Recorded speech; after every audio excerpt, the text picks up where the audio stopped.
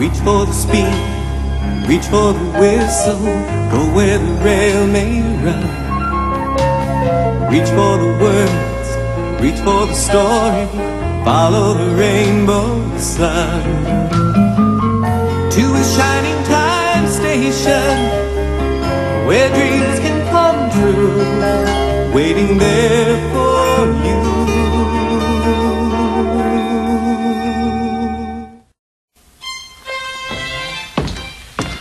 Ah, you young people. How youthful you are in your youngness. Schemer, are you feeling all right? My dear child, I have never felt better. By the way, has a Mr. Hobart Hume III been asking for me? Who is Mr. Hobart Hume III? Mr. Hobart Hume III, owner of the Snarleyville Toxic Chemical Company, one of the truly great chemical companies from here to Snarleyville. And he is president of the Nickel Air Club. He's going to be coming by the station today, and if I can impress him, he's going to let me join.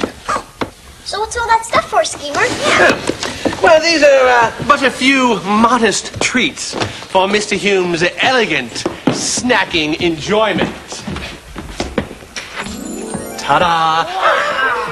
Yeah, this is some toffee my mommy made, and my personal favorite, the cake. Wow, great. Hey, get your hands off of there! I mean, remove your hands at once, young man. Now, afterwards, if there's anything left, maybe you can share some of this with me. I always eat the head first.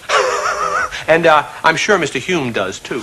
How do you know Mr. Hume likes to eat the head first? Yeah.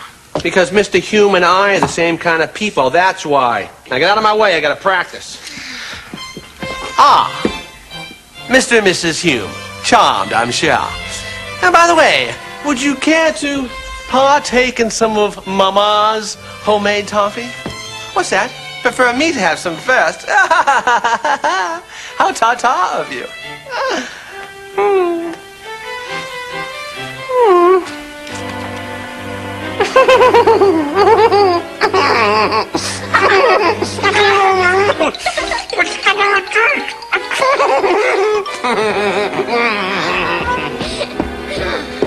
I don't think Mr. Hume is gonna like Schemer's toffee.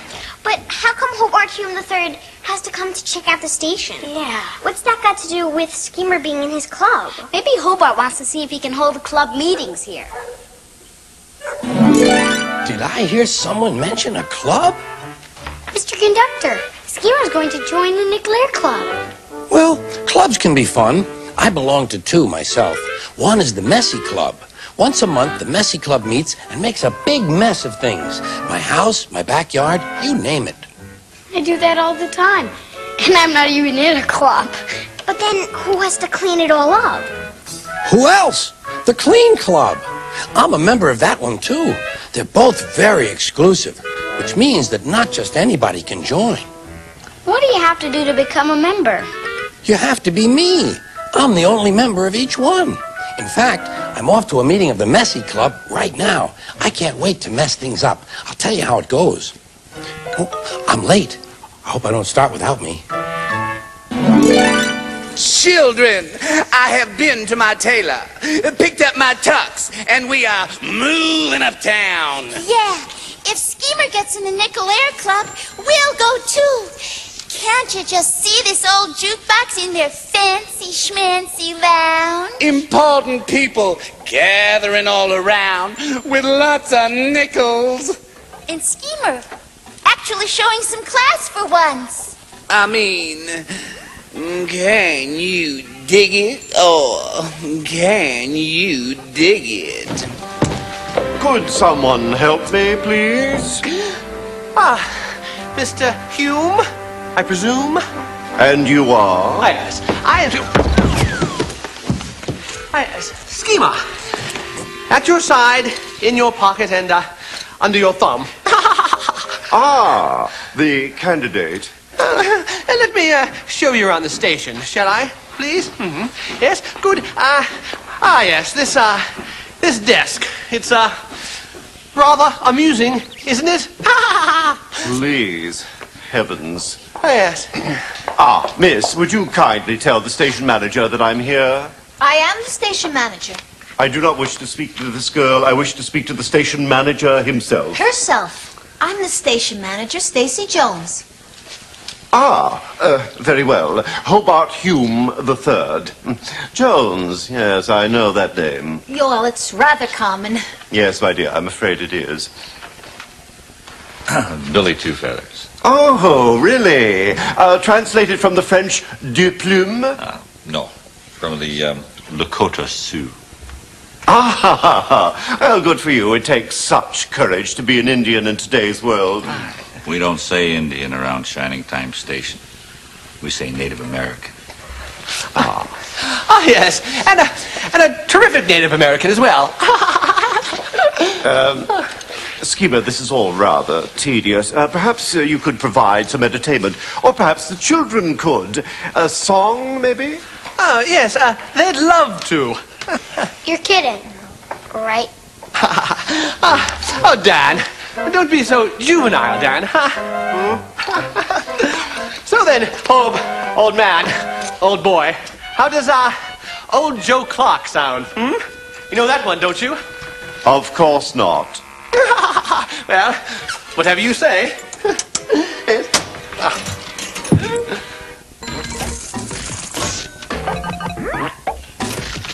It's showtime. Let's sell it. Come on, Nicholas, here we come. Old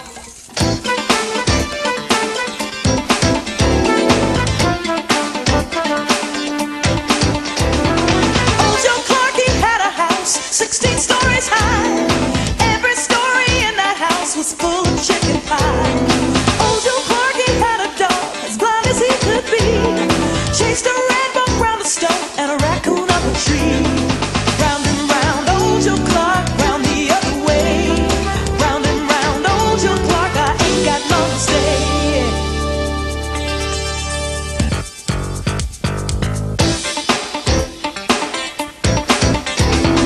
I went down to old Joe's house, never been there before. He slept on a feather bed and I slept on the floor. If you see that boy of mine, tell him if you can, before he goes to make the bread, wash those dirty hands. Round and round, old Joe Clark, round the other way. Round and round, old Joe Clark, I ain't got long to stay.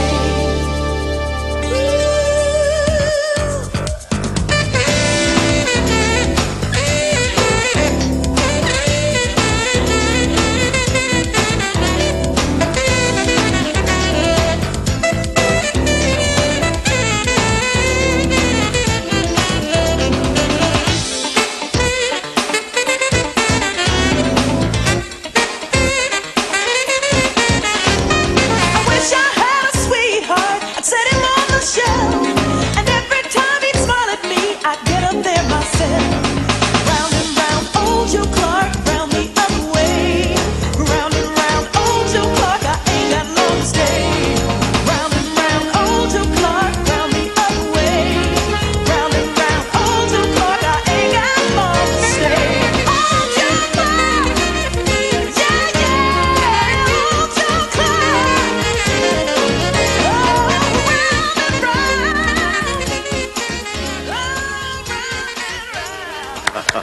Very amusing indeed. How clever to keep children on hand to entertain. Yes, it is rather clever. And how about that music, Hobe? Dreadful, of course. Yes, of course it was. But the jukebox, though. Utterly appalling, naturally. No one at the club would be caught dead operating such a thing. I mean, one isn't a teenager after all, is one? No, one isn't a teenager after all. But then again, the arcade. Rather sad little joke, don't you think? Schemer doesn't think so. He loves it. Yeah, he loves it. Yeah, He loves thinking about doing other things with the space. For example, setting up a booth and selling toxic chemicals. Interesting. We might discuss that at some other time. Yes, we might discuss it as soon as I don't get it. I mean, We didn't play that bad. Maybe somebody wasn't trying. Don't look at me. If you want to blame somebody, blame that Hobart Hume. Hey, if Schemer joins that club, Tex, what happens to us? I suppose they'll just leave us here, Rex. Or sell us to an antique store and put us up for sale. Real cheap. Or put us in the basement with a sheet over us till the end of time.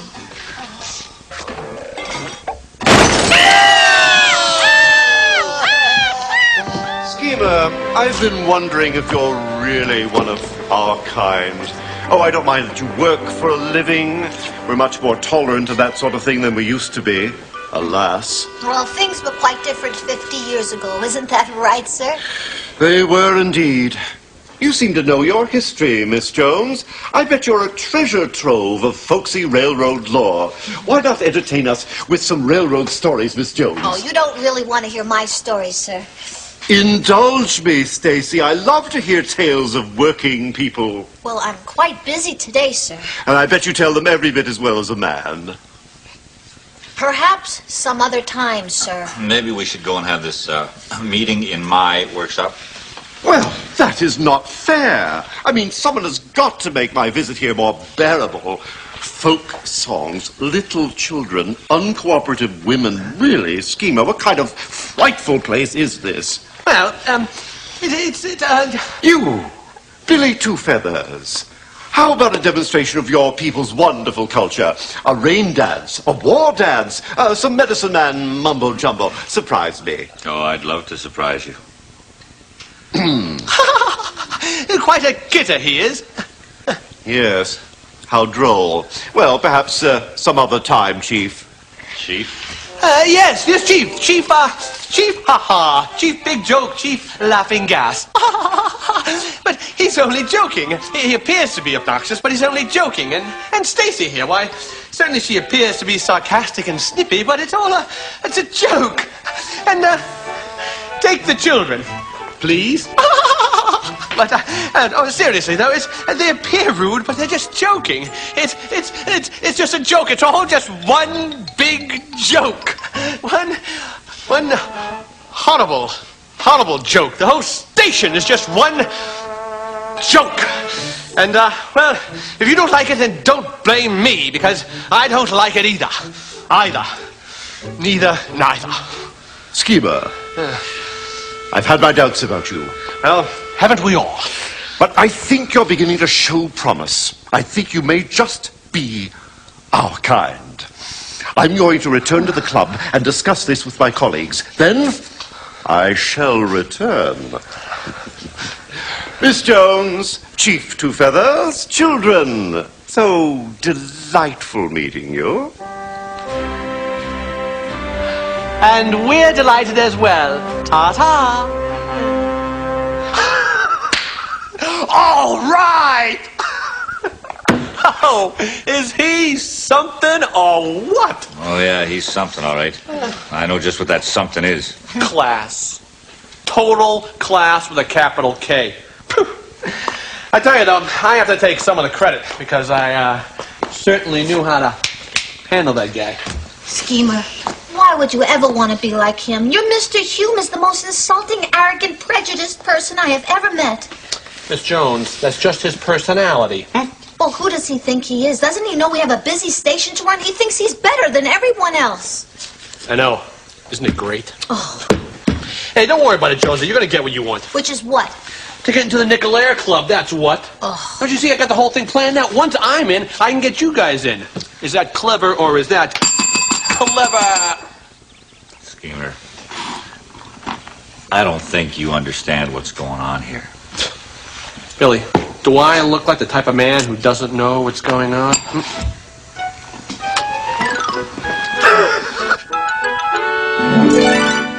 The meeting of the Clean Club is in session. Thank goodness we got rid of that guy in the Messy Club.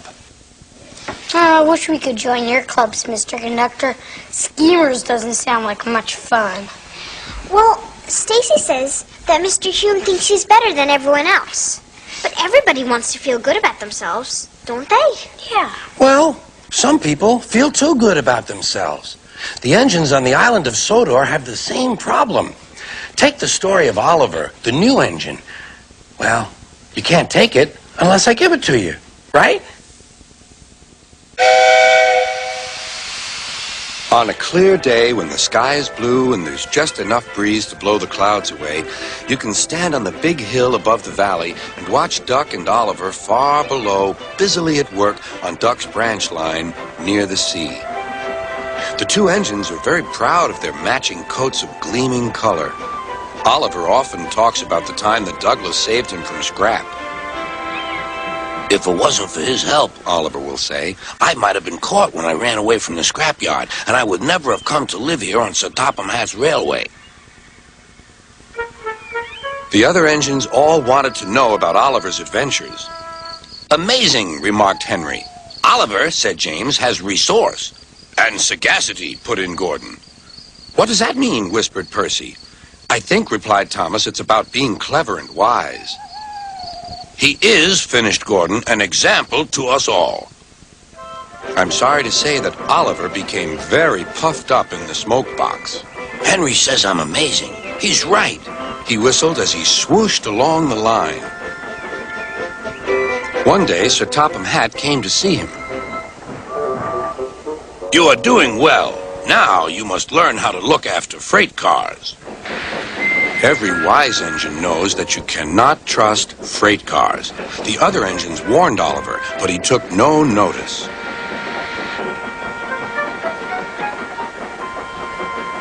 You think I can't manage, he said, huffily. Gordon knows better. He says I'm sagacious. You may be good gracious or whatever you call it, but cars can be troublesome, and... Say no more, Duck, interrupted Donald. It's a pity, but the wee engine will just have to learn for himself. Oliver pulled some loaded cars to a siding and pushed the empties to the chute.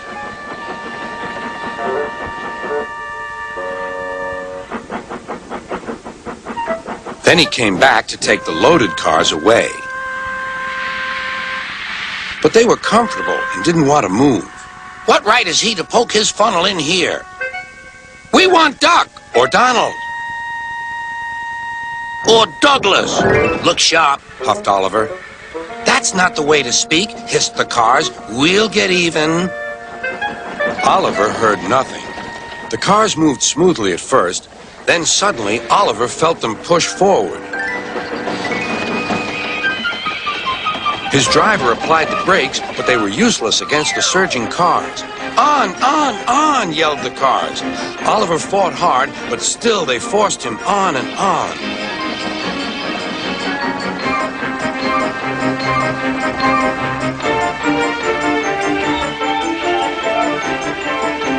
At last, the cars grew tired. I'm winning, gasped Oliver. But it was too late.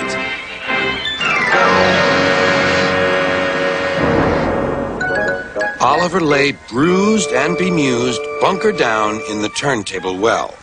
Duck surveyed the damage. Hello, Oliver. Are you being a good, gracious engine? Beg pardon, but we really don't like this sort of surprise. Donald and Douglas will miss their turntable until it is mended. That evening, Oliver was hauled gently to safety. I'm sorry, sir, he said to Sir Topham Hatt. I should have listened to Duck's advice. I don't feel good gracious or whatever it is. I just feel silly. Well, Oliver, replied Sir Topham Hatt, now you know the damage cars can do. Yes, I do, sir. I look like a load of scrap iron. Oh, I don't think so, laughed Sir Topham Hatt. But you do need to go to the works to be mended. The other engines now felt sorry for Oliver. The branch line won't be the same without you, whistled Duck. Come back soon. A few days later, Oliver did come back. His coat gleamed brighter than ever. He was a wiser engine, too, and never made a mistake about cars again.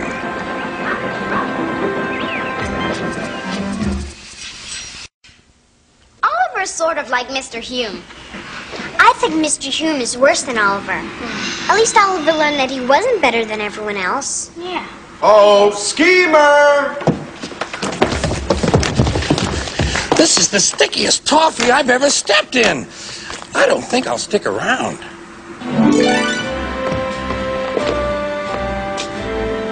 Where is everybody? Where is Chief Two Arrows and little Stacy with her folksy yarns? Ah, here you are. Stacy, be a good girl and spin us a few yarns. I don't think so, Mr. Hume. Isn't that just like a woman? They lead you on and then they change their minds. What about you, Chief? Going to let me down too? No dance? Sir, Mr. Hume, I think I will tell you a story. Ah, wonderful. Yes, it's about a station manager and the club. Once upon a time, there was a person who ran a train station on the Indian Valley Railroad. What a coincidence. Yes. And this station was one of the most important places in town, and everybody knew and loved this station manager. Well, there can't be all work and no play, so this person decided to join the local business and social club. However, the members of this club would not let this station manager join. And why? Because this person was a woman, and the name of the club was the Nickel-Air Club, Mr. Hume. And that person was my grandmother, Gracie Jones. A heartbreaking story, but I'm afraid that was before my time. Well, it might have been before your time, Mr. Hobart Hume III, but you are exactly like your grandfather, Hobart Hume I, the founder and the president of the Nickel-Air Club. You walk into this busy train station and you expect everyone to just stop what they're doing and entertain you? Well, that's insensitive and insulting. And you know what the sad thing is, Mr. Hume? You don't have to be this way. You weren't born prejudiced. It's something that you learned from someone like your grandfather. And I feel sorry for you because of all the wonderful people that you'll never get to know because you think that you're superior to everyone else. Well, you're welcome to use this train station if you have a train to catch, Mr. Hume. But I would like you to conduct your business for your club elsewhere. Well, I never. You know, Mr. Hume, where I come from, we have a name for people like you. We call them bigots. When they come here, they don't seem to stay that long. Not at Shining Time Station. And they don't seem to come back. Ah, Hume, old man, old boy. Ah, I see you've been chatting with Billy. He's nervous because he wants to join the club. They all want to join the club. Isn't that right, children? That's so cute. Yes, I told Stacy that once I'm in the club, then we'll let Billy, Stacy, and the kids in as well. Right, Hume? Heavens, man. Talk sense. Whatever do you mean? May I remind you, we are talking of the Nickel-Air Club. We don't want them in our club. They're children. Well, yes, but Also, Miss Jones will not be admitted because, like her grandmother, she is a woman. Well, yes, but I still... And Mr. Two Ponies will not be admitted because he is an Indian. Well, yes, I know, but I still let nobody call me prejudiced either. I would feel the same about anybody who is not exactly like me. Well, yes, but... They are not our kind of people. And I do mean our kind of people, Schemer, because now you are my kind of people. Well, yes, but... All you have to do is cut off that curl, and you're one of us.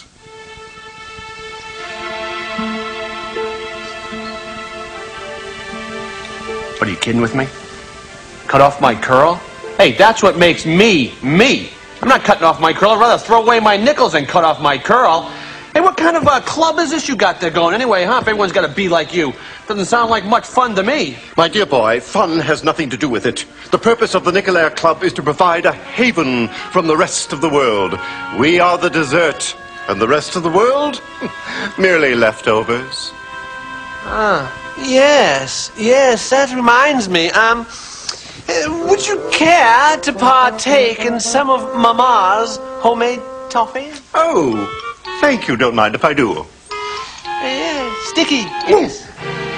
Yes, I agree completely. Totally agree. Yes.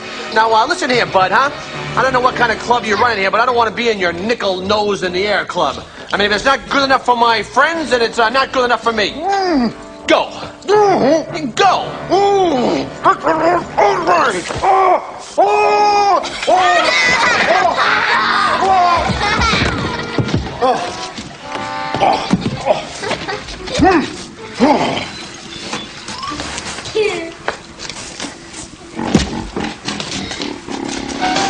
Oh, that was great, Schemer! Listen, if the club's not good enough for my friends, it's just not good enough for me. Well, we're proud of you, Schemer. Hey, what a klutz falling down, huh? Hey, I'm proud of me, too. I tell you, though, can you believe that, though? I mean, it was... Whoa! She always put that in my mouth.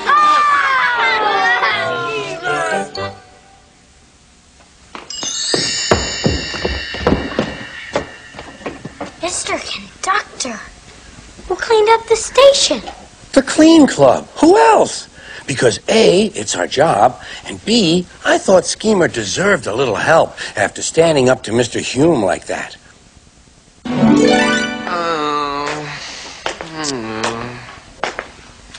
What's wrong, Schemer? I just wish that there was a good club to join, you know? Hey, who straightened up the place? I guess you could say it was one of your fans. Hey, come on, what are you talking about? What are you saying? Come on, what are you saying? Okay, Schemer, we have an announcement to make. We're starting a whole new club that everybody can be in. Yeah. But we want you to be our very, very first member. Really, you mean it? Yeah. Yep. Okay, but I'll do it on one condition. What's that? I get to be treasurer? Sure. Okay, let's start right now. The first thing we gotta do is get dues. Everybody's gotta pay a nickel a month for dues. Secondly, I get an extra nickel a month from each of you because I was the one that came up with the idea. Reach for the speed, reach for the whistle, go where the rail may run. Reach for the words, reach for the story, follow the rainbow sun. To a shining time station, where dreams can come true, waiting there for you. So much to see, so far to travel, so much to learn to know. Friends by your side, hopes to hold on to, who knows how far you'll go. To a shining time station, where dreams can come true. Your own imagination waiting there for